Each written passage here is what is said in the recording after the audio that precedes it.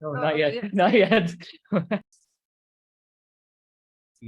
All right. If you guys have any questions, we have the chat open. Yes. So we'll be looking at it. And also, if we somehow miss something, like from a chat, please interrupt interrupt us. It's fine. You can unmute. Yeah. All right. So again, it's going to be practice questions. So I want you guys to be interacting with us. And then everything that you don't find clear, we'll explain. So number one, which of the following drugs inhibits the formation of the initiation complex in bacteria? I'll have it, yeah. The chat, yeah.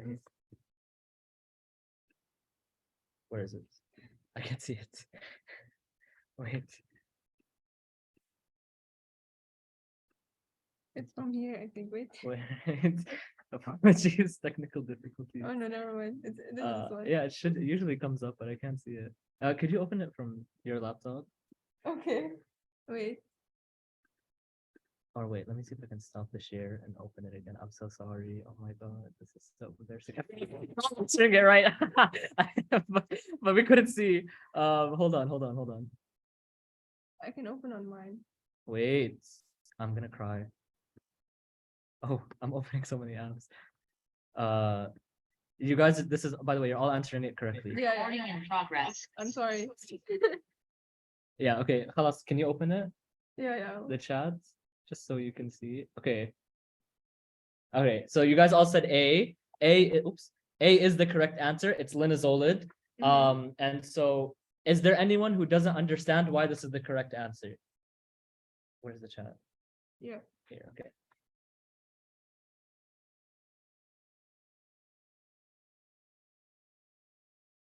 Is it clear for everyone? Yeah, is everyone clear? So we're gonna go over the mechanism of action now.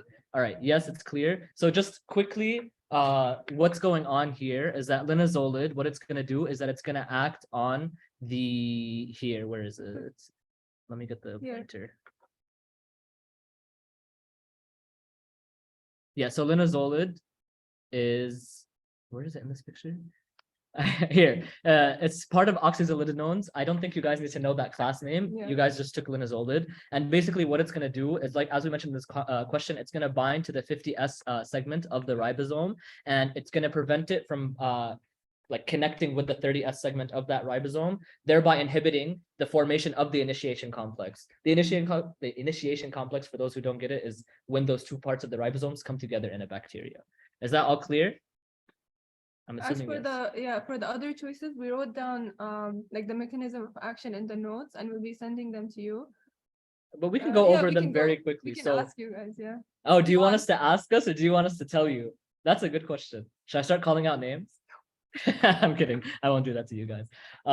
So just quickly, chloramphenicol is going to act on the 50S peptidyltransferase enzyme, and it's going to, so what's unique about chloramphenicol is that it's not going to block the formation of the initiation complex, but it's going to block the elongation of the ribosome, which is needed for protein synthesis. Option C here is, oh yeah, I'll show you guys here. Where is here? Chloramphenicol. So it's going to prevent the elongation. Option C is clindamycin. Clindamycin acts on the 50S subunit of the ribosome, and it's going to inhibit the translocation of it. And erythromycin is a macrolide, which is also going to act on the 50S segment of the ribosome and inhibit translocation. So again, linezolid, clindamycin, erythromycin all act on the 50S segment of the ribosome. But this question was asking what's going to stop the initiation complex, which is A. You guys all got that. Great job. So moving on to the next question. Next question. Which of the following side effects is beta? Can you make this bigger? Yeah. Okay. Perfect. Wow, mashallah, you guys are all getting it immediately. Yeah. That's great. So this is a very, very high yield concept. So yes, you guys are correct. The answer to this is C. Chloramphenicol causes bone marrow suppression, which is eventually going to lead to aplastic anemia. Momo. So there's a mnemonic I used in second year to remember this. So I don't know. So you guys see the word, like the letters RAM in here? So I just memorized it as it rams the bone marrow, so it causes aplastic anemia. I don't know. I That's hope one that way to helps. remember it. Yeah. Listen, pharma is all about doing whatever you can to remember something. Yeah, honestly. So if it works, it works. There's also one more side effect of chloramphenicol that's important. Does anyone remember? So yeah. Yes. Baby. So yeah, it's gray baby said, syndrome. So that's another reason as to why chloramphenicol would be contraindicated in neonates. As for others, so vancomycin, the side effect here is it's not aplastic anemia. It's actually things like red man syndrome, and it's not. Yeah, it's not. It's not. Yeah, potentially. Yeah, it's not fatal. Clindamycin, it causes pseudomembranous colitis, which can be treated. There's a question on that. And then there's one more, teicoplanin. So teicoplanin is the European name for vancomycin.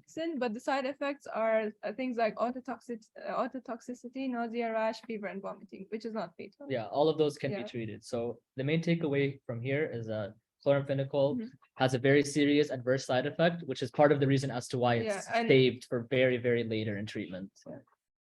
Is this all clear for everyone? Okay. Great, awesome. Okay, so again, this is the screenshot from your slide. In case someone was going to ask, oh, why does chloramphenicol cause aplastic anemia? We don't know. Idiosyncratic is a very fancy term for we don't know. We don't know why it happens, but it's rare, but it's fatal. Moving on to the next question. Which of the following is the correct method? Which of the following is the correct mechanism of action of ceftriaxone? Oh my God, mashallah. You guys read that faster than I did.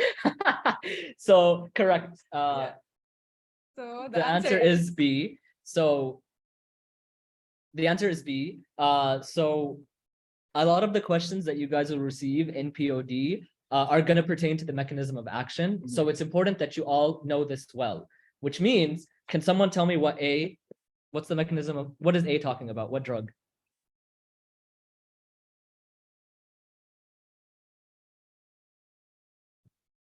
Vancomycin? No, not vancomycin. Not vancomycin. So it binds to the PBP is penicillin binding protein. Or sometimes it's called transpeptidase. Yeah, exactly. Right. C is vancomycin. You guys got ahead of us. But can someone tell me what A is?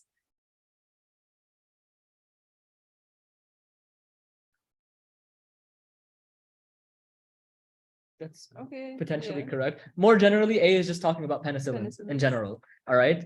And what is D? So D says binds to 50S subunit and inhibits protein elongation.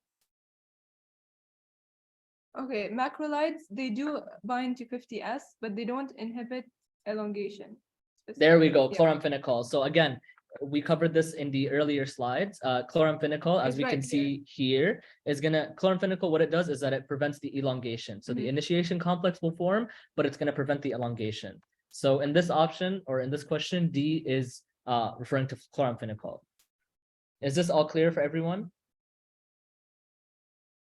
Yes. So just to quickly recap the mechanism of action of cephalosporins, because we're talking about ceftriaxone, which is quickly, what generation is ceftriaxone? Fast. Yeah. Okay. So yes, quickly regarding the cephalosporins mechanism of action. So cephalosporins are a beta-lactam, which means that they're going to bind to the penicillin binding protein or the transpeptidase. And inhibit the cross-linking. Specifically, what cephalosporins are going to do is inhibit the cross-linking of the... That's why it inhibits like the polymerization. Oh, wait. Yeah. And the cross-linking, sorry. This feels like a game. I'm sorry. No, I was saying, all of the beta-lactams, they have a beta-lactam ring, But what makes them different from, like what makes each drug different from each other is the side chains that they have. That's why we use each drug in like different circumstances. Okay. Is that clear? Also, Just read if it feels too pressury, tell me. Yeah. We're trying to make this as fun as possible because it's pharma. It's hard to Yeah. romanticize. But if you guys want us to slow down or about anything, like let us know. We're here for you. All right. And with that, we're gonna move on to the next question. Okay. Yeah, lol. Yeah, slow down. Or it feels too pressured. My bad. I'm sorry, that was me. No, I think. Oh, they Okay, all never came. mind. Oh, you're okay. Okay. Anyways, next question, Momo. You want to take this one? Oh yeah. Okay, so a 25-year-old female with a history of sexually active Sexual. sexual She's sexually activity presented with vaginal discharge and painful urination. A swab and culture was done, and the patient was diagnosed with chlamydia trachomatis. The patient was started on the appropriate pharmacological therapy, and 1 week later presented with sensitivity to light. Which of the following drugs was the patient most likely put on?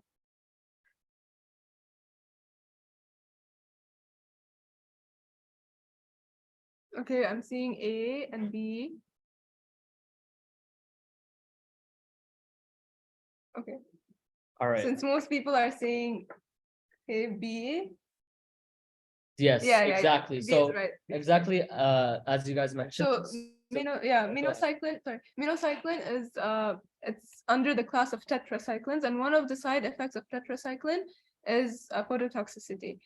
Now, this whole case was about chlamydia, and we wanted you guys to know that tetracyclines can be used for they're used usually for chlamydia and a lot of other bacteria that's like atypical, right? Yes, a lot of the unusual Unusual. organisms. So you guys took chlamydia in your micro, Yeah. correct?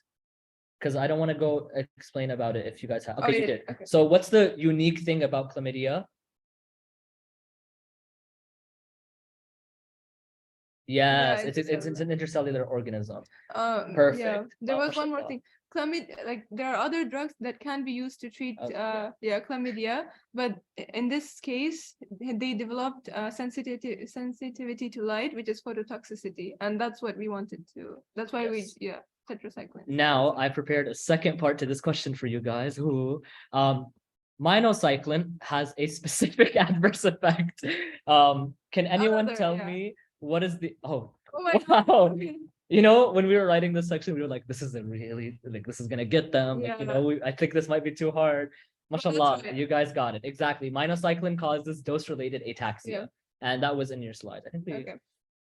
We got a slide of like important side effects of tetracycline, which is phototoxicity, and the other one we didn't cover in this case was things like it causes dental staining and enamel hypoplasia. So you don't give it to pregnant women or children, right? Yeah. Is that clear? Are we happy with this? Okay. Is anyone having any like confusion? I know some of you answered Yeah, A yeah. for So that one. if you want, So is anyone like still feeling like wondering why A is not the answer? okay. What's your concern? So we can go over the choices. So ciprofloxacin is It's a fluoroquinolone, which is going to act on, I believe, the topoisomerase 2 and 4. And I believe is not indicated for chlamydia, but It's even not- if it is, and I misremembered that, it's not associated with phototoxicity. So main side effects of fluoroquinolones in general, they would be something like QT prolongation, and yeah. Those are a bit like Those are- far ahead for you guys. I think it You'll was get to taught by, for us, it was taught by Dr. Sama, which is not in this, which was not covered in these lectures. So is that clear?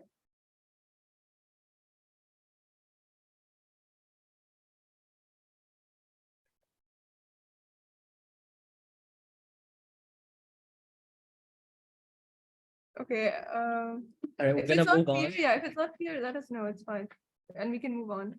All right, so the next question. Oh wait. Oh, the thing about ataxia. Okay. So we can get a slide. So I'll in your just- slide, yeah. So basically, in your slides, when talking about tetracycline, one of the things that Dr. Dalib mentioned is that minocycline causes dose-related ataxia. And like just in case you don't know what ataxia is because you haven't taken neuro yet, ataxia is basically just imbalance when you're walking. So when if someone is taking minocycline, they might present and complain that they have trouble, they're falling frequently, or they have balance problems.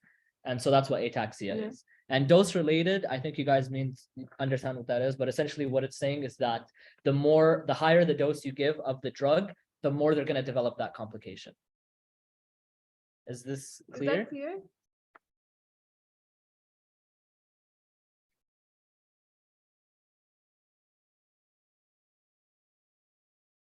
Yes, Okay. awesome.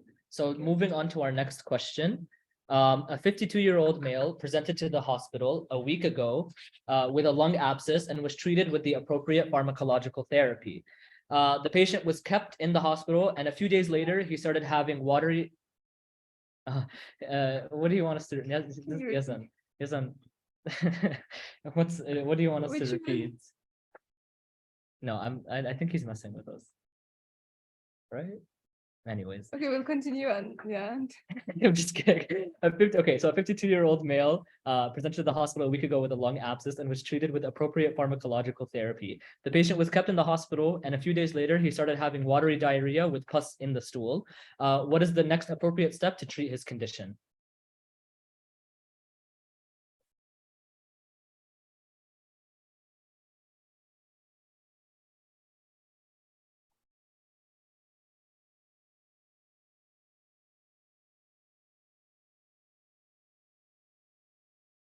Okay, there's like D. Yeah, we're B, getting and different A. ansers. So we're Like, gonna wait, walk you through this We case. can wait for more. Yeah, come on. By the way, it's okay. Don't be we'll shy if explain you get here. it wrong. We'll It's better explain to get after. it wrong now than to do it on the exam.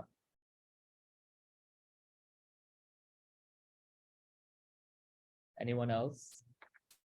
Okay. Okay, D, A, okay. Okay. Well, let's start explaining it. First of all, someone already mentioned this. What is this patient having? What's the condition this patient has?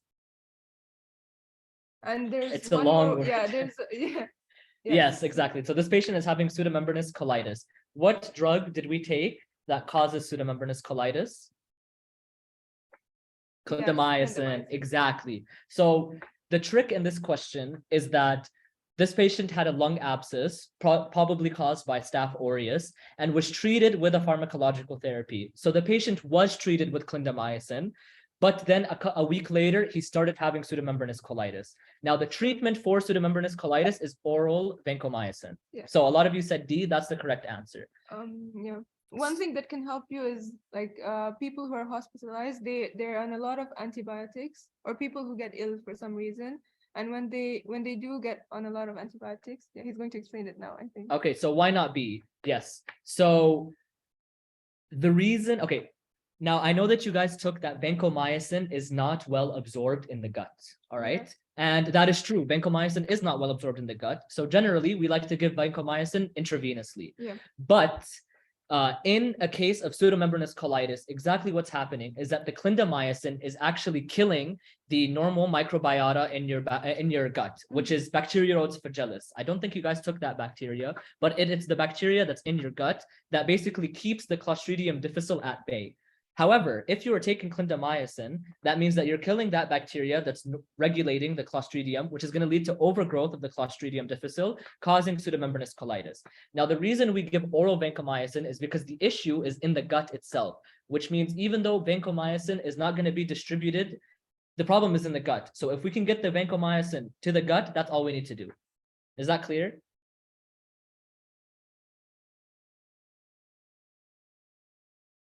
Yes, Okay. awesome. I'm happy. Yeah.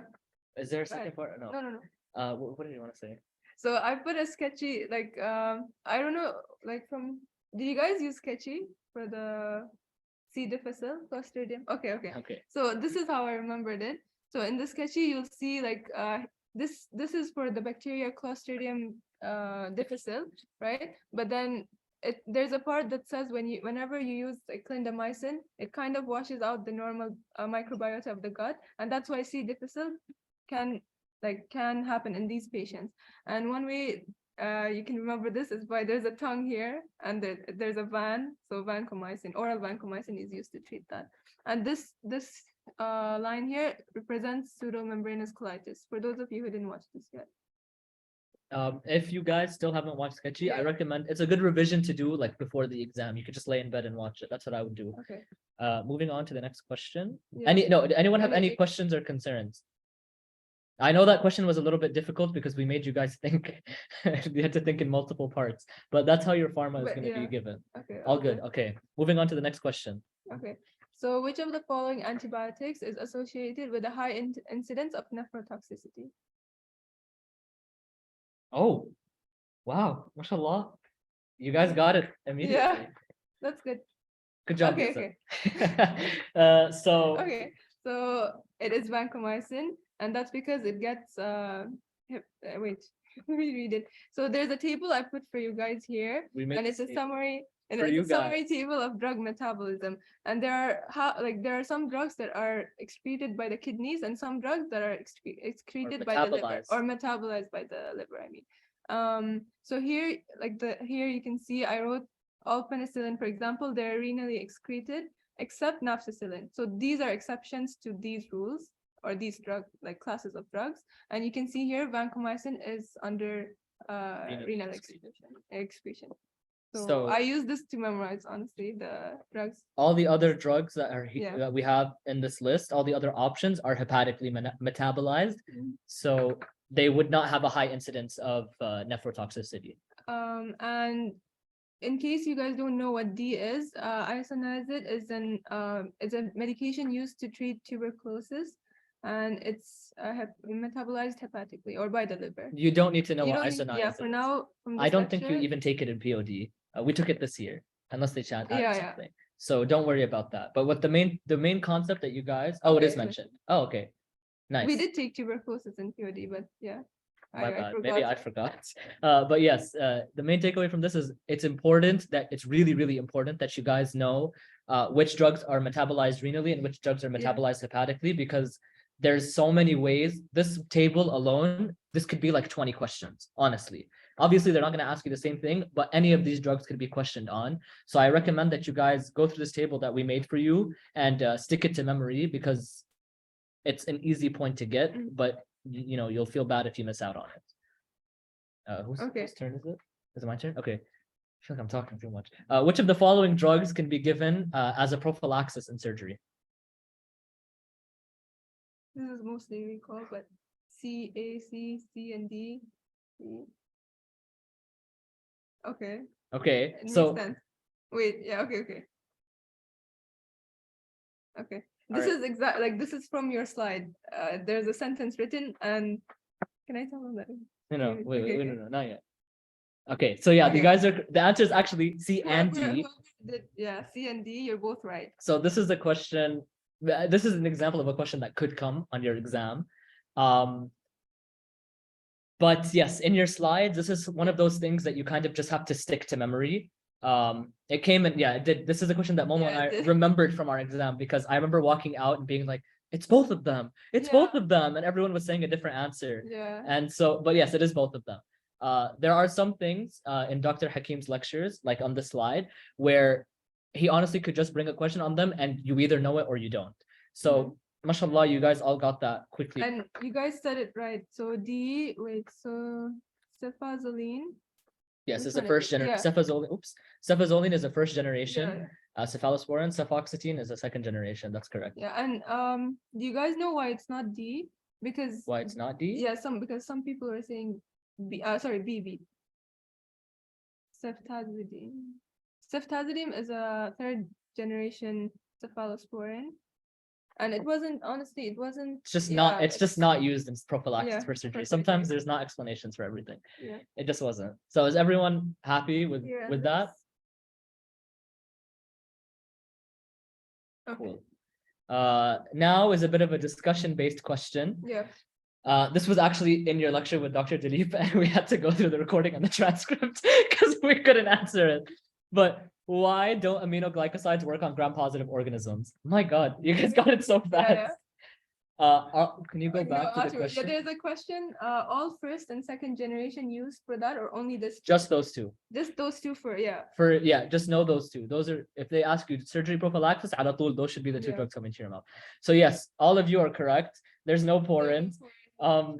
Now I'm a little embarrassed because we spent got this 30 minutes trying to figure out why, and we Googled and we did everything. Anyways, And it came in our lecture. it came in our lecture this week and we forgot it. So, okay, you guys all now know why gram-positive aminoglycosides don't work on gram-positive organisms. Yes, it's because there's no porins. So then my next question, what's the mechanism of resistance of aminoglycosides? I don't know if you guys took mechanism of resistance yet, but what would it be based on what you know? Yeah. It's the only thing I've committed to memory. Yeah, you're right. Combination with a beta-lactam is used with aminoglycoside. We'll explain more on that later on. Decreased uptake, mutation of target, different penicillin binding protein, decrease. Okay, so exactly. Yeah. So what will happen is that bacteria will alter their porins, gram-negative bacteria will alter their porins, and basically it'll prevent the uptake of aminoglycosides. Because porins are the only way they can go inside the bacteria. And then just quickly, because this was also on your slide, why can't aminoglycosides be used in anaerobic bacteria?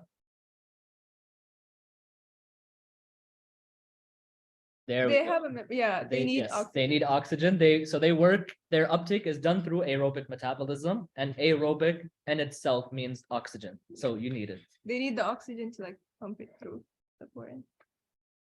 MashaAllah, you guys got this. You're doing amazing. So this is one slide I put, so aminoglycosides, they're usually used with beta-lactams to have a synergistic effect, which means they help each other try to kill the bacteria. So for example, if you used aminoglycoside alone, it won't be able to go in through the bacteria if it's a gram-positive. But if we use it with a beta-lactam, so beta-lactam are cell wall inhibitors. So they stop the formation of cell wall, and it kind of eases the aminoglycosides to go into the cell and kill it. Is this all clear? Okay. Awesome. Moving on to the next question. Whose turn is it? Is it your Yeah, turn? I think so. Okay. A 27-year-old woman with a history of intravenous drug abuse is admitted to the hospital for fever and shortness of breath. Multiple blood cultures are positive for Staph aureus with resistance to methicillin. Which of the following is an appropriate antibiotic to treat this condition? Yeah, so this was an easy this question is an for easy you guys, question, yeah. but it's a high yield, so we had to include it. This is not a mistake you want to be making. MRSA, Vanco. Okay, so the important thing in this question was Staph aureus with resistance to methicillin, so which is MRSA, and the first line of MRSA is Vancomycin. So now I want to ask, what are some other drugs that you guys could use against MRSA? So let's say other than Vancomycin. Okay, yeah, you guys said linezolid, condoms. Yes. Fifth generation linezolid, awesome. You all got it. Yeah. Great. And the rest of the drugs in this option, they don't work against MRSA. Aztreonam is a monobactam, but it doesn't work against MRSA. It's mostly against don't tell them. I'm sorry. What do monobactams work against? Ignore what Momo just said.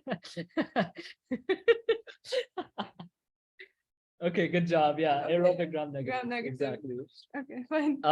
And then ceftriaxone is a cephalosporin. Yeah. Gentamicin is an aminoglycoside. Aminoglycoside. Impenem is a. What is impenem? Yeah. Yes, in all caps. Carbapenem. Okay, moving on to the next question. Oops. So this is the explanation. Yeah, no, this is the explanation for the answer. Some of these we just took from the books directly. Some of these questions we wrote ourselves. We made the cases and we made the options. So this is we took from a book and we thought it was important. So again, explanation if anyone wants to read it. Next. So after being hospitalized and treated for pneumonia for 2 weeks, a 32-year-old man developed a bacterial infection. After taking culture, it was found that the man had an enterococcal infection. Treatment with vancomycin was started, however, his symptoms persisted. He was started on quinipristin-dalfopristin combination. What is the purpose of using dalfopristin in this case? Right. So everyone's saying C, yeah. Yes. Perfect. Which is right. That's great. So my next question, yeah, it is. It's a synergistic effect. Is anyone unclear as to why? So Yeah. I think I they're think out there. that's- But here's, okay, I want to tell you guys something about quinipristin, dalfopristin, all right? You might see this option a lot on the exam, but quinipristin, dalfopristin is like the very, very last resort. So you are only going to use quinipristin, dalfopristin if you have MRSA that's resistant, or like MRSA that's not being treated properly, like even Vanco is not working, linezolid is not working, or if you're having vancomycin resistant enterococci, which is what this patient is having here. Vancomycin. Exactly. And Resistant enterococci. So that's exactly what this patient here. We told you, and he started on vancomycin and it persisted. Now, can someone tell me, how does dalfopristin exert its synergistic effect? If you want to unmute, if you want to type it in chat, whatever it is.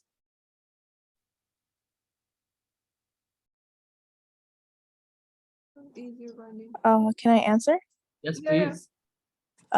So what I remember is that dalfopristin binds to the 23S and increases the affinity for quinaprestin to bind, and then quinaprestin binds to the 50S and inhibits elongation, I think.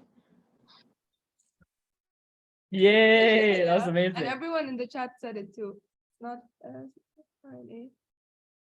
Yeah. So it's 23S portion of of the the RNA. 50S, yeah. 50S, yeah. So A, honestly, A, I feel like could be technically correct. When we were writing these options, I told Mo, like I said to Mo, I was like, I think this could technically be correct, but it's not what the question is asking, first of all. Yeah. And second of all, if a person was infected with MRSA and vancomycin resistant enterococci at the same time, I don't think they would live to present to the clinic. And it's in the notes too. And I wrote this. But, yeah. And so every time you get a question like this, make sure you see what the last question is, like the last line is, so you know what what the question wants you to find. Exactly. So this is everybody all clear with this? Yeah. We all understand the mechanism of action of quinipristin, dalfopristin, and we all understand that it's the last resort. Mm-hmm. Okay. Cool. Okay. So the next question, a patient on renal dialysis developed a staphylococcus infection 2 weeks ago and was started on a penicillin to cover for the appropriate microorganism. Which penicillin was used in this patient? Okay. So the answers are coming in slower this time. Yeah, You but guys are everyone's saying thinking. the same. Good. That means you're Okay. thinking. Yeah. Okay. So the correct answer is D, nafcillin. And nafcillin, if you remember the table I showed you before, all penicillins are excreted by the kidneys, but the only one that's metabolized, where is it? Oh no, I didn't. The only one that's metabolized by the liver is nafcillin.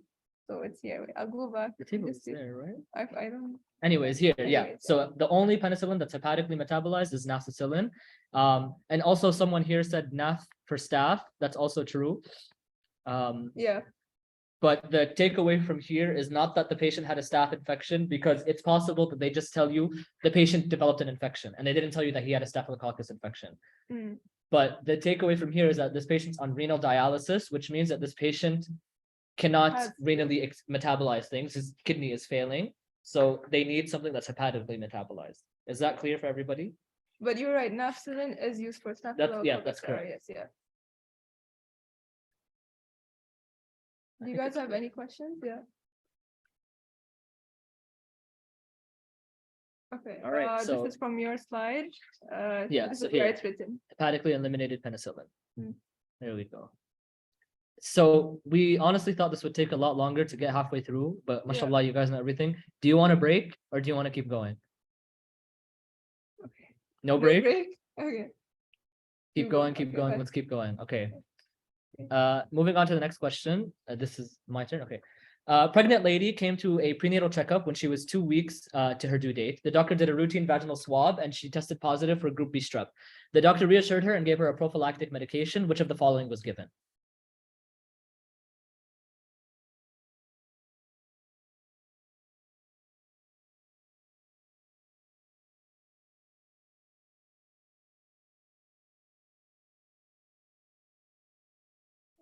Okay, so we're getting we're getting mixed answers. For a bit more. A. Okay. No. So the correct the answer. correct answer is actually D. All right. So ampicillin, amoxicillin. What this patient has is what a lot of normal women have in pregnancy, which is group B strep, being part of the normal microbiota of the vaginal tract. And one of the ways that you can, one of the prophylaxis treatments for that is ampicillin, amoxicillin. So amoxicillin clavulanic acid is actually amoxiclav, and amoxiclav is just not indicated for group B strep. It would not help in the situation. So that's the reason why A is not correct. Amoxiclav is used in different places, I believe in pneumonia and stuff like that. But in this situation, it's not correct. My other question is, what's the purpose of giving amoxicillin with ampicillin? My God, how did you answer this before I even put the question up?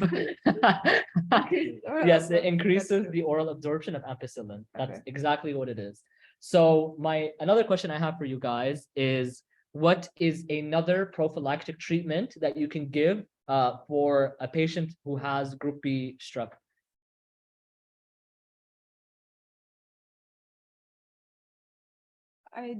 It's not part of the options here. I'm telling you, it's not part of the options. Ceftriaxone is not, I don't think it's. It's not, yeah, there we go. Penicillin G, correct. Penicillin G is the first line actually treatment that you would give. So if you saw a question and it had penicillin G and this option, choose penicillin G and then appeal the question and get them both right. Yeah. But yeah, exactly, penicillin G. So ceftriaxone, I don't think it works on strep group B strep. It mainly works on like gram-negative. It doesn't work well on gram-positive, as well as first or second generation cephalosporins. And we're going to talk about cephalosporins a little more and when coming. But yeah, so the takeaways from this question: ampicillin, amoxicillin is prophylaxis. So is penicillin G, and we give amoxicillin with ampicillin to improve the oral absorption.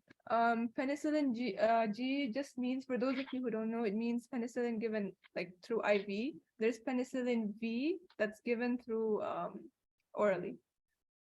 Just so you guys know. And it's the opposite. So IV is not V, it's G. In Sketchy, I remember there was a person with a year that had G, and that's I don't know, connected to IV. That's how I remember. Because pharma needs to be more complicated than it is. Okay, and do you guys understand why it's not A in this case? Because I know some of you guys chose A lot chose A. To those who chose A, are you clear as to why it's not? No. Okay. Yeah, it's okay, fine. so okay. that's fine. So this is gonna be a bad explanation, and I'm sorry, but with the way pharma works, sometimes drugs simply do not work. So in the case of group B strep, this drug will not work. This drug, I know Dr. Dilip says to you guys a lot that in order for a drug to be beneficial, it has to reach its desired site in its active form. All right. A in this situation is not doing either of those, and therefore is not going to work in this setting and not going to help in prophylaxis of strep group. What is it? Group B strep.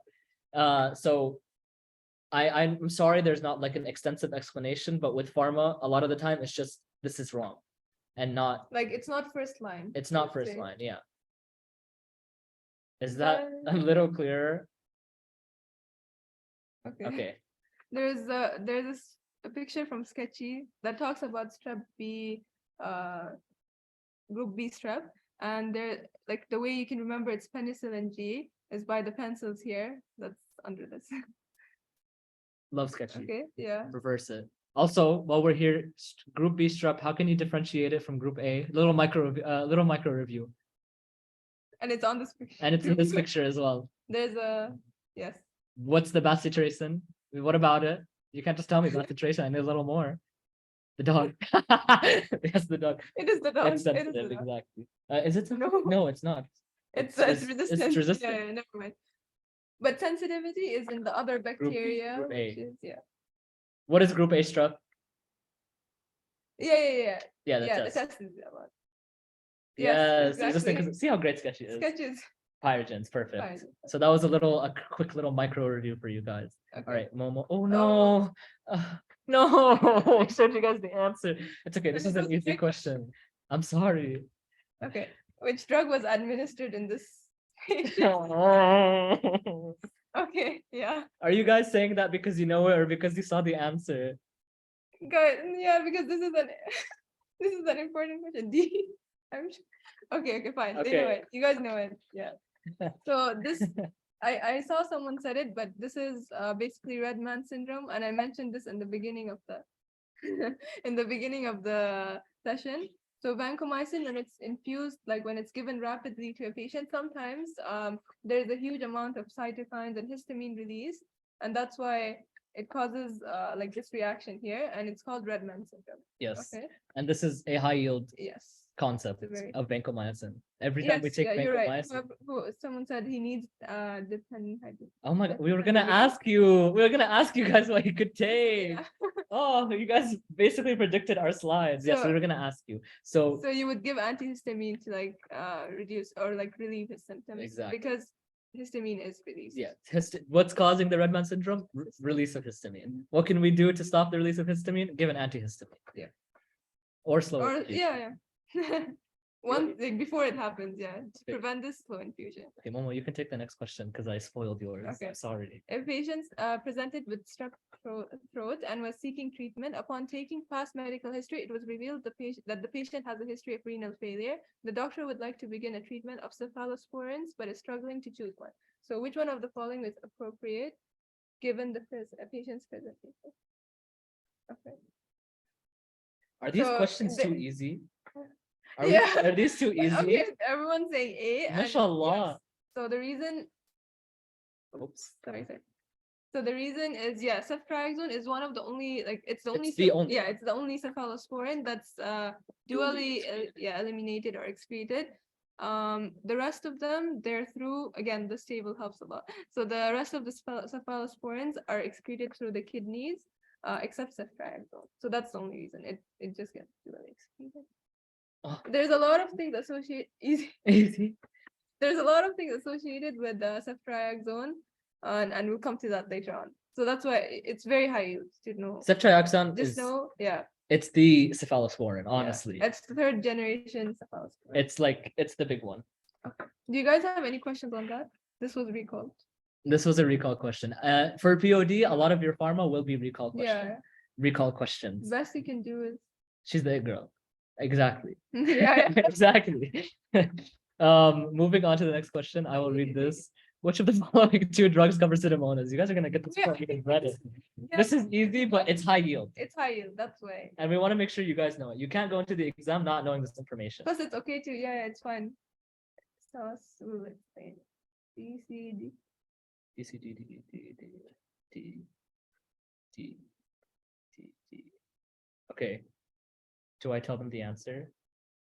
You're Yeah, all yeah, go wrong. ahead. Just kidding. You're right. It's ceftriaxone to Okay, yeah. This is a question we made up just because we want you guys to know which are the two that cover Pseudomonas, Yeah. like the most important two, and it's ceftazidime, which is which generation of cephalosporin?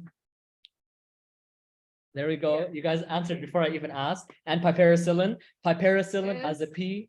Pseudomonas has a P. Yeah. P with P. There you go. It's under the class of, I feel like this is easy, but Piperacillin. yeah. Okay, so I don't know. What is it? Yeah, what is I don't know. No. It's under penicillin. That's Oh. what I mean. Okay. Oh my god. I'm sorry. I didn't- That's embarrassing for me. I didn't need to confuse anyone. No. I meant like which class is it under? It's under penicillin. It just has like- psyllin in the and name. it's, yeah, It yeah. should be obvious. Penicillin, and it's under anti-pseudomonas. I'm so embarrassed. Yeah, you're right. It's okay. I'm not doing a POD midterm in 2 days. I'm good. But yeah, you're correct. It's an anti-pseudomonal penicillin. Penicillin. My God. Can anyone tell me? No, we did this already. Impenem again is it's a carbapenem. And impenem will cover gram-positive, gram-negatives, and enterococci facialis. Mhm. Ceftriaxone A is simply wrong. Yeah. does so A is wrong because piperacillin, yeah, it does cover Pseudomonas. Ceftriaxone doesn't cover Pseudomonas. The third generation that does cover it is ceftazidime. Yeah. B is wrong because B is wrong. And C is wrong for the same reason. Yeah. They just don't work on pseudomonas. Is that clear? Do you guys have any questions? So here's like, while they're Okay, writing please. questions, here's like a little trick for cephalosporins that makes it easier. So generation 1 is going to be covering gram-positive, and then as you move down, it's going to be better at covering gram-negative. But also remember, in the generation 2 is not as good as covering gram-positive as generation 1 is. And then It starts to. by 4th gen, you can cover Pseudomonas. By 5th gen, you can cover MRSA. But remember, there's a 3rd generation, ceftazidime, which we just tested you guys on, that covers Pseudomonas. Yeah. This is a nice way to remember it. Honestly, get to the exam and draw this habit. Now, the cephalosporin, just something quickly about the cephalosporin generations in the diagram. It's really, really important that you guys stick that to memory, because I remember in Dr. Hakim's lecture, there's one slide that has it's 5 boxes. Make sure you can pretty much recite that, because anything in those boxes is free game to be questioned on. So know it well, know which ones are unique, which ones cover what, etc. And yeah, so these are mainly the high yield questions. I know his slides have a lot of text, but we're trying to get the this is most commonly asked. We're trying to bring what is likely to get Yeah, their exam. Anyways, is that clear? Okay. moving on. I think they got it. Momo? Okay, so a 27-year-old man presents to his primary care physician with complaints of a painless ulcer on his penis. The patient admits to having unprotected intercourse 2 weeks prior. Visualization of the lesion by dark field microscopy demonstrates spirochetes, and he is diagnosed with syphilis. The patient has no known drug allergies, so which of the following medications would be appropriate?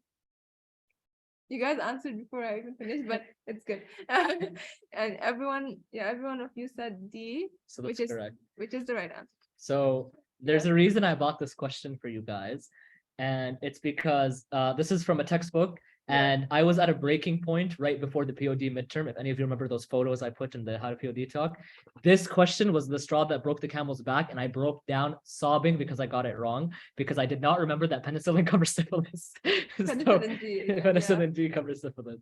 So props to you guys. Wow, Yeah, mashallah, what a mashallah. smart batch. You guys got it. No breakdowns today, I hope.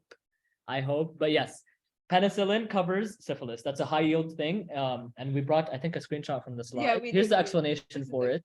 But is anyone unclear as to why the other options are incorrect? Breakdowns are tomorrow. So isn't it by macrolides and tetracyclines? Correct. Yes, that's right. However, macrolides, I believe, don't cover. If you see the explanation too. No. Yeah, Macrolides macrolides. cover a lot of things. But okay, wait. We can read. Let's read the explanation to go yeah. over it. Okay. Patients with primary syphilis require a single IM dose of penicillin G. They're in oral preparations are Doxycycline doxycycline is the but- tetracycline. So I was gonna actually ask you guys this next. What's another one? Yeah. But tetracyclines are also correct. So if you see penicillin G and a tetracycline in the question, appeal. No, but I would say put penicillin G. Penicillin G because is it's the first line you would use for syphilis. It's cheaper. It's more accessible. Yeah. It's all of the above. Oh yeah. So whoever said macrolides, it doesn't work. It's not- macrolides are just not indicated for macrolides do cover a whole bunch of things. They're not indicated for syphilis. So here again is the Can you slide. show us the choices again? Yes. Oh yeah, here.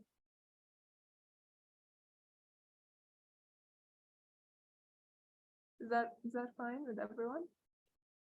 Sticking out my tongue. Isn't doxycycline Yeah. a tetracycline? Yeah. So I actually wrote this in the notes that both options or both answers are correct. Correct. But first line would be penicillin G, because penicillin is the cheapest, easiest, most accessible. All hospitals have it. It's the drug. Who said the it drug? Honestly. Yeah. So it would be first line. However, like I mentioned, if you guys get this question and you have both on the exam or both options, you're allowed to appeal it, because both of them are technically correct, because doxycyclines do cover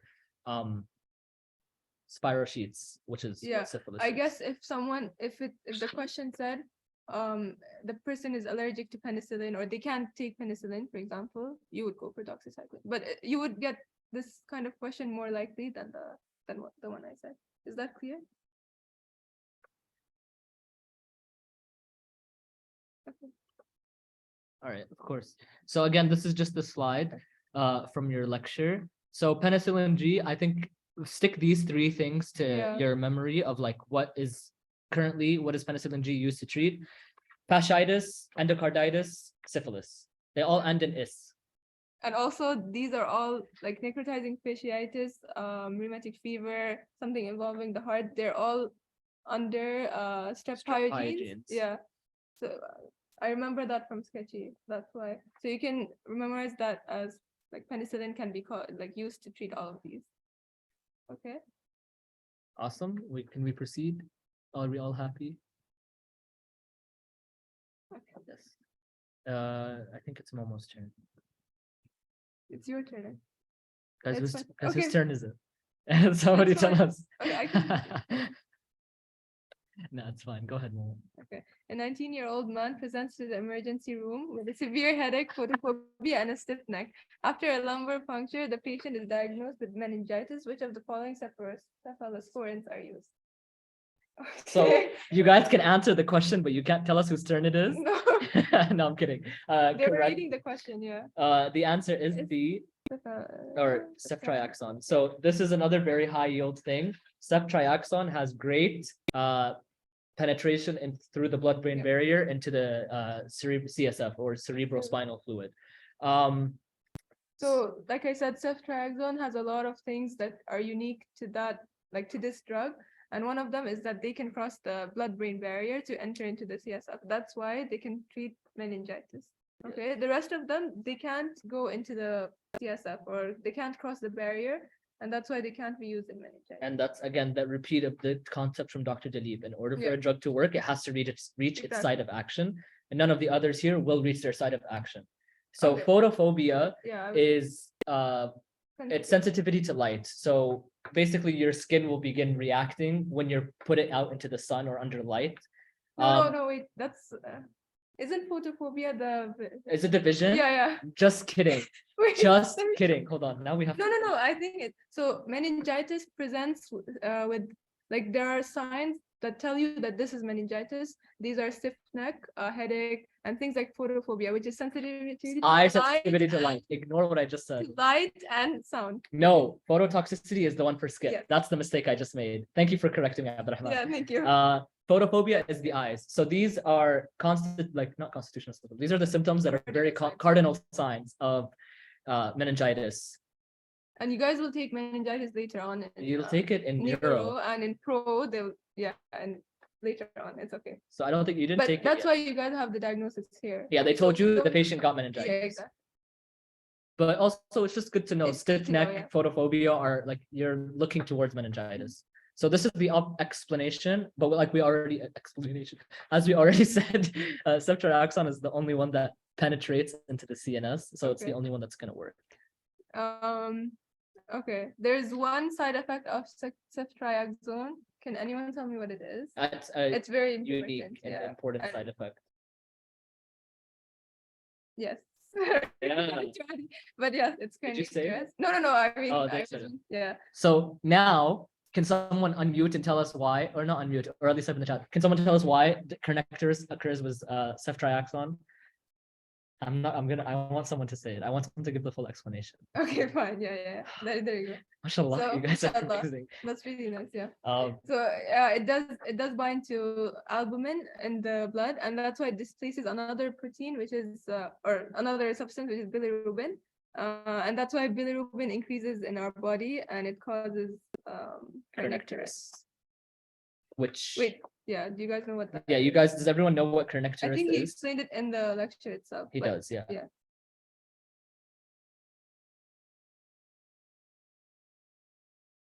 Okay. Do you guys have any questions? I think that's clear. All right, moving on to the next question.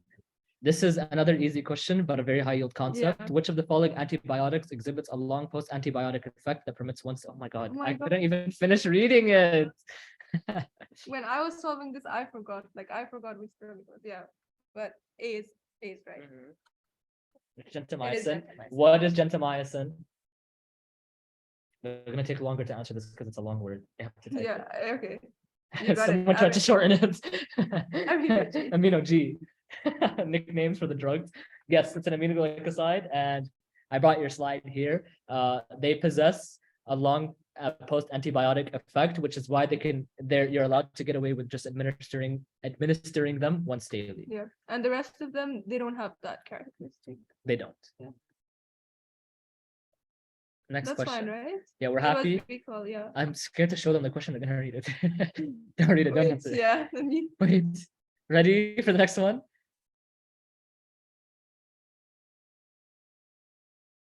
Okay. Okay. Go. No, A I'm kidding. 68-year-old male presents from a nursing home with fever, increased urinary frequency and urgency, and mental status changes. He has a penicillin allergy of anaphylaxis. Which of the following beta-lactams is the most appropriate choice for gram-negative coverage of this patient's urinary tract? And people answered it already. So yeah, the correct answer is C, Aztreonam. Aztreonam. Aztreonam Don't is, tell them. What is it? is a, is a monobactam, yes.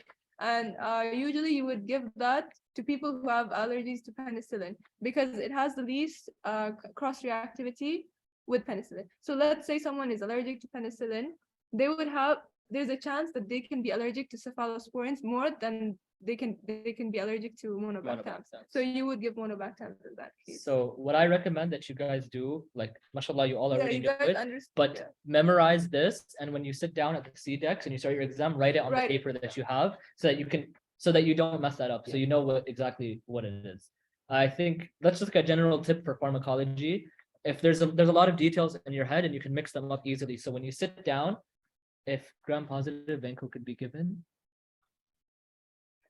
Oh yeah. Yeah. So this case was gram-negative for you. So urinary tract infections are mostly caused by things like E. coli, or which is a gram-negative. Gram-negative organism. But so gram-positive is covered by vancomycin. Yes. Yeah.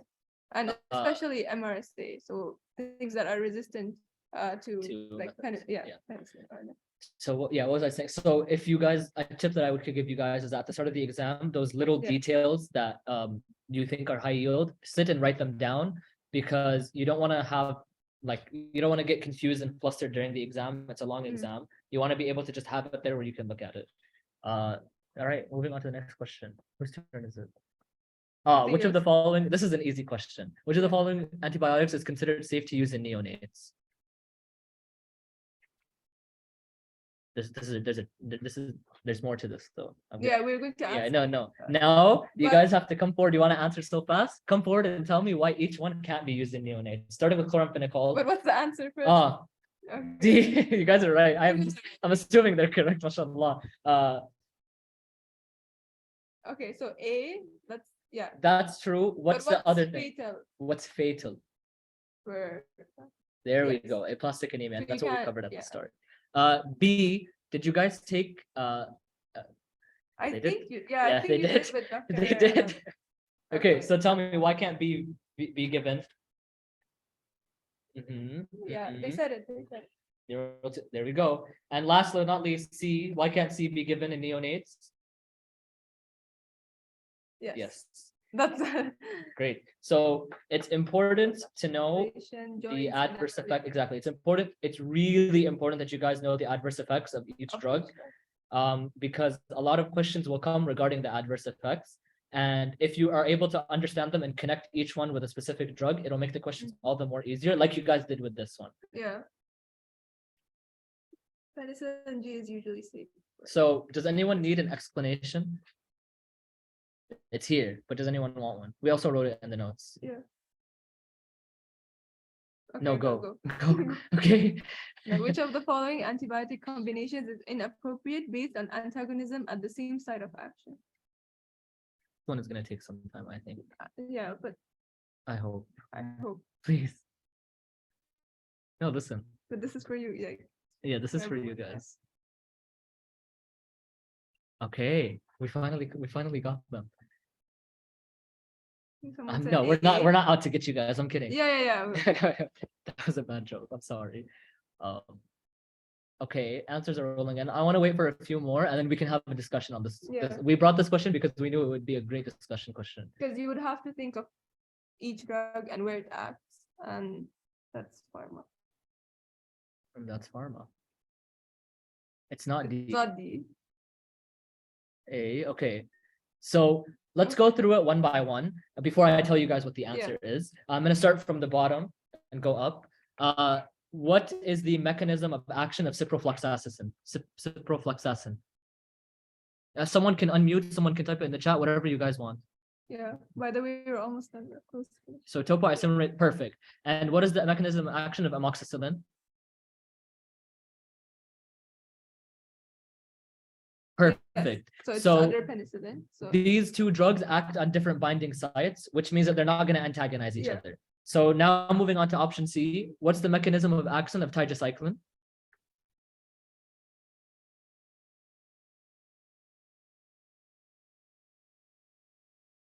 Okay, so which part of the ribosome specifically? Yes. yeah, 30. 30S, not 50S. Awesome. So now, So there, yeah. go what? ahead. No, you No, go no. ahead. Sorry, I'm sorry. Okay, next, what's the mechanism of action of azithromycin?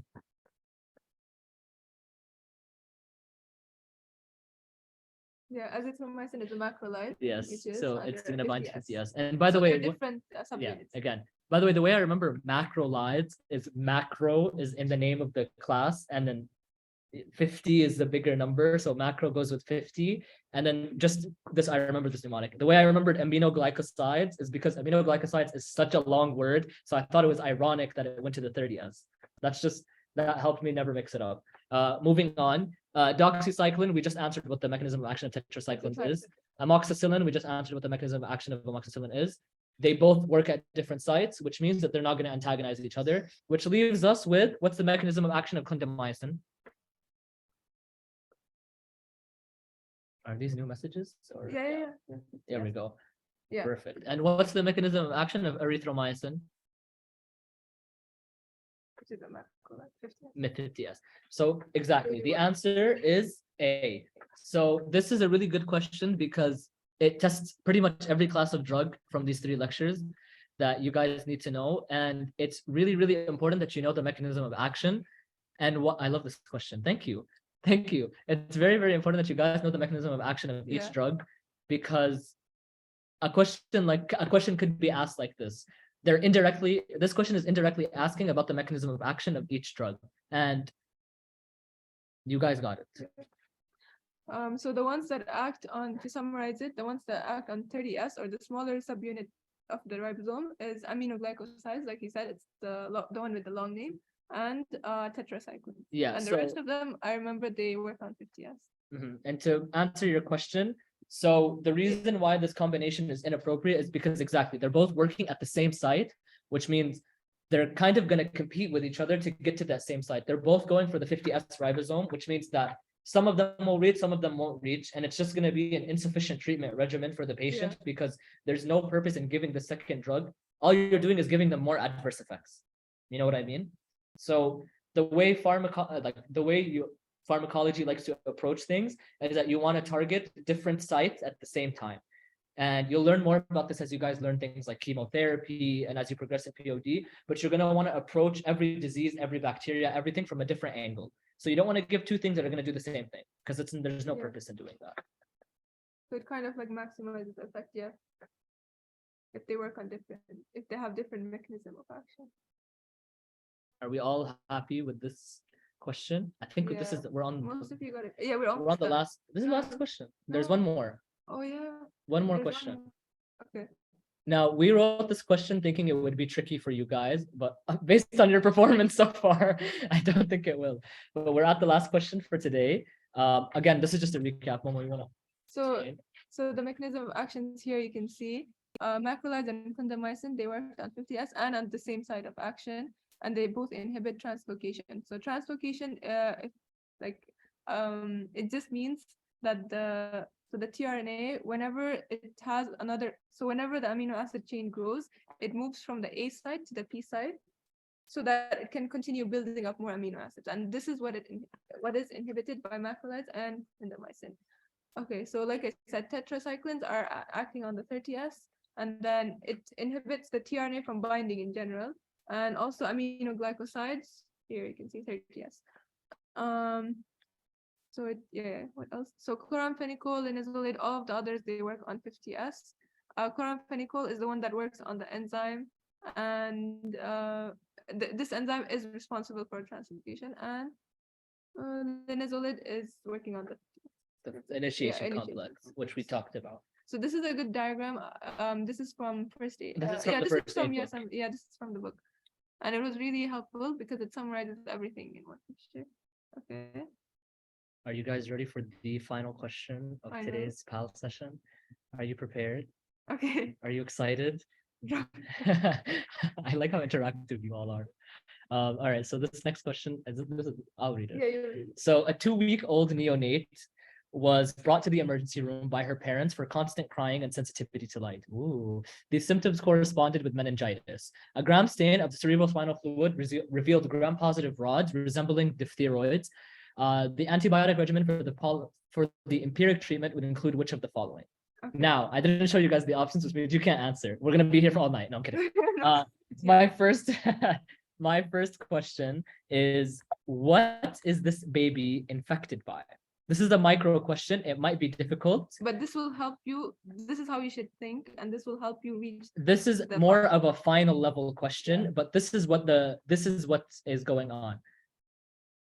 Okay. No, So no. this- First, yeah, just let us know what you think is caused by, like, Yeah, what do you so think caused it? exactly. This baby is having neonatal meningitis. So in neonatal meningitis, you're gonna see like the constant crying and you're gonna see the sensitivity to light. Mhm. Now, how would strep agalactae, strep agalactae, how would this appear on a gram stain? Cockeye. All right. So this question described the image as rods, which means that it can't be because it's not cockeye. Yeah. And if you look at the picture here, you see bacilli, exactly, you Bacilli. see rods. So I don't know if you guys took this microorganism yet, but I it's in remember- your slides as yes, Listeria monocytogenes. Good job, Faith. So yeah, this baby is infected with Listeria monocytogenes, Okay. which is so Neisseria. How would Neisseria look? Because you mentioned it. How would Neisseria look? Yeah, Neisseria And what's its shape? gram negative. Diplococci, exactly. So we here have a gram-positive bacteria in rods, which is Listeria monocytogenes. And what's important to know about Listeria monocytogenes is that it causes meningitis frequently in the extremes of age. So it's going to cause it in the elderly, and then as your slides mentioned, it's going to cause it in neonates, which is what's happening here. So now that we figured that out, the question is asking, what is the empirical treatment that you would give for this baby? Here are your options. That's true. Yeah, well, Something motility. we don't want to make it too easy for you guys. They could bring that. They can, yes. Yeah, they can. That is a characteristic feature of Listeria. So people are saying CA. Wait for more. And someone said strep B can cause meningitis. Yeah, you're right. That's so true. Sketchy. Yeah, it was like strep B can cause neonatal meningitis. All right, so we're seeing But- mixed answers. Yeah. So do you guys want to have a debate? Can we get one person to tell us why it's A and one person to Yeah, tell us why just it's C?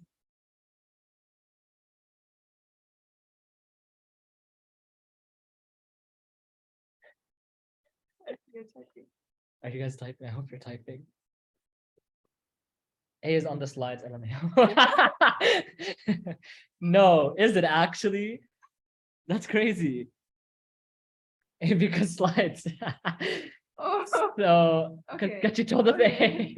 A. I like you guys' explanation. C would be for meningitis. That's correct. But what kind of meningitis is this baby having?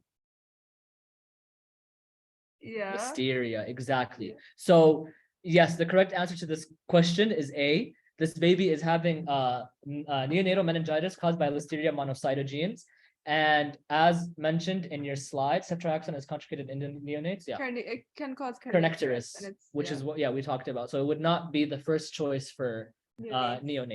neonates. And exactly as you guys mentioned, it's mentioned on your slides. Here it is. We It's got it. effective against Listeria monocytogenes and meningitis in neonates. Now, this doctor only mentioned meningitis in neonates, but it also causes meningitis in elderly. So they could bring you the It same could- case, but instead of the patient being 2 weeks old, they could be 85. Yeah.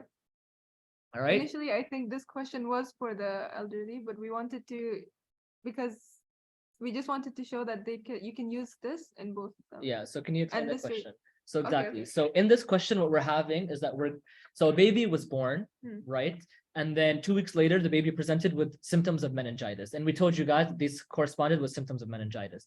So they took a culture of this baby's whatever, and of their CSF, and they cultured it, they stained it, they saw gram-positive rods. All right. And we can add with tumbling motility, as one of you asked, which is it's a characteristic sign of Listeria monocytogenes. So what we're having here is that we're having a baby who got neonatal meningitis because of Listeria monocytogenes. All right. What is the first treatment line for therapy of this child? It would be ampicillin. That is the first line of treatment. Cefoxitin would not cover the meningitis. Ceftriaxone, we said, can cover meningitis. Usually, yes, but this is a 2-week-old baby, and ampicillin is more indicated for Listeria specifically. Ceftriaxone would cause way too many adverse effects in the child, so it would not be, you don't want to give it to a baby, because if the meningitis doesn't kill it, the ceftriaxone will. I'm sorry, that was mean. Vancomycin is just not indicated at all in this case. So is that clear, Dana? So, oh yeah. So we tried to help you guys because like whenever they take like a gram stain, each of them will look different, and that's why you would choose ampicillin in this case. So if they say cocci, it will be Yes. If they said strep cocci, B, yeah. you should suspect group B, because it, again, we said that streptococci would be cocci in chains, Yeah. but because they said there's rods here and the picture itself is showing rods, we can't say it's streptococci. And it's Listeria because it's both bacilli and it's gram-positive. There's also Neisseria, like someone mentioned, it's gram-negative diplococci. Yeah, so that could also cause meningitis, but that's not what's causing Yeah. meningitis here. Is that clear? As everyone understand, did you guys like that question? There's a picture from Sketchy again that we got here. Yes. This is for Listeria monocytogenes, and then this is the tumbling motility someone mentioned, but this here, this what do Yeah, you it's call an it? amp. Yeah, It's like a yeah. But then this helps amplifier. you, this helps you know that the answer is ampicillin, always for Listeria monocytogenes. So like, I guess that That concludes it. So if you guys want to leave, you can, but I'm just gonna stay here and talk for a bit because you all are here. If you have also any questions, Yeah, you can ask anything. Yeah. But I want to I talk think- to you guys a bit about just POD pharma in general. It's important that you approach each question via elimination. Okay, so even if you guys are like, yeah, I know that this answer is this right away, sit down, slow down, go and eliminate which other option can be incorrect. For example, in the question that we brought you guys earlier, where there was 2 correct answers, a lot of you guys said C because I think you guys didn't read D yet, but both of them were correct. All right, so that could happen. So make sure that when you're approaching a pharmacology question, and honestly any question in medicine, make sure that you guys are looking at it from the perspective of eliminating every other option. You are trying to see why everything else is wrong so that you can get what is right. Okay, that's basically my only advice. Even when something is right, you should like Explain. you should try to like do your Justify. best. Do your best to like know why you chose that answer. The rest, they are based on like memorization, but some of them they do help. Like if you understand the concepts clearly, they do help in like choosing the right answer. And even if you're unable to memorize every single detail of pharma, a lot of the times, because you memorized most of them, you're going to be able to eliminate the ones that you know, and you're going to be left with the one that you don't know. And khalas, by then there's only one option left. Now just quickly, we can stop the recording now, by the way. I think okay. that concludes our session. I can do it, I'm host.